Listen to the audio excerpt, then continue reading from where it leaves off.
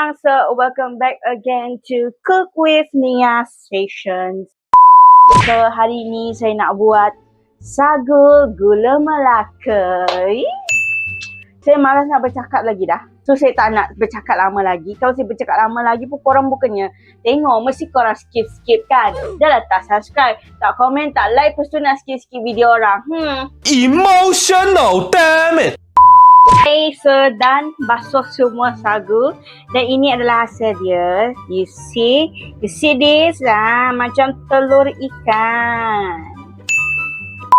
Hai korang, now I'm back with you guys. You know what? Sebenarnya kan saya dah recording dah tadi, tapi saya lupa nak tekan record.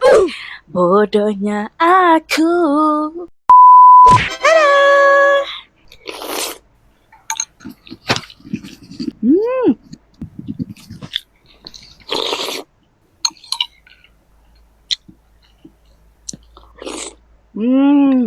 Sagu gula Melaka saya sangat berasa, sangat berlemak, sangat sedap, sangat segar.